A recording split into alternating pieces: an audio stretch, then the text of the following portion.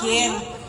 Dahil binigay noong nakaraang rally, noong March 23, kinumpile na namin, inayos na namin yung mga sulat.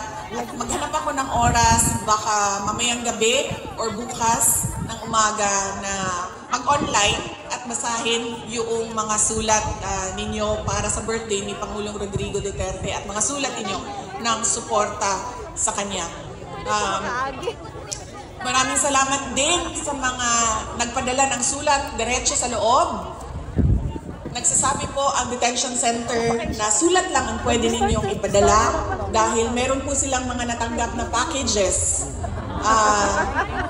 doon sa loob.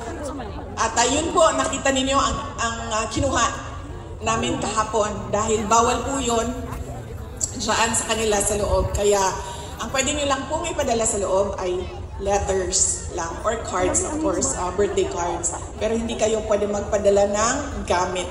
Yan po ang reminder ng ICC detention. Nasa akin po yung mga sulat, nasa akin po yung mga gamit. Kasalukuyan po siyang iniinventaryo namin para po masabi namin sa inyo ilang chocolates po yung natanggap, ilang cookies yung natanggap, ilang t-shirt, ilang may brief pa po na natanggap.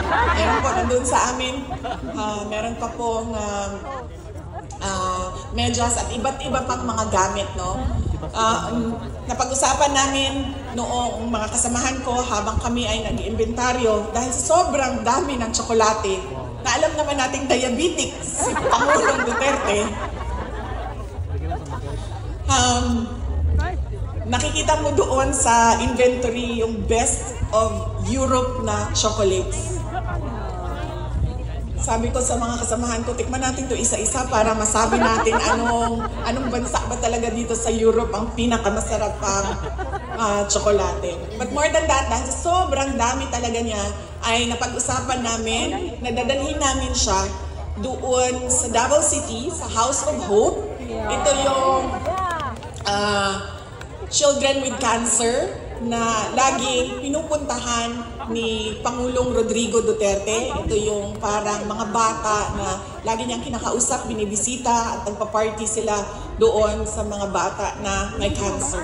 So yun ang napag-usapan namin.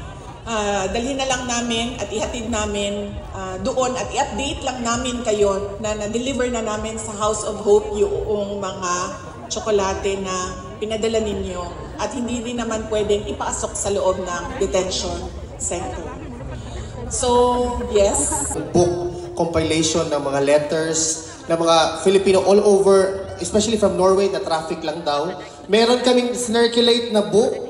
Sana ibigay ninyo sa amin para mabigay natin kay VP.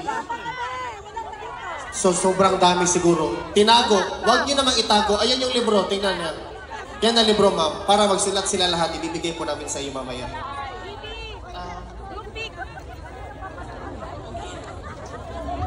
Sige. Maraming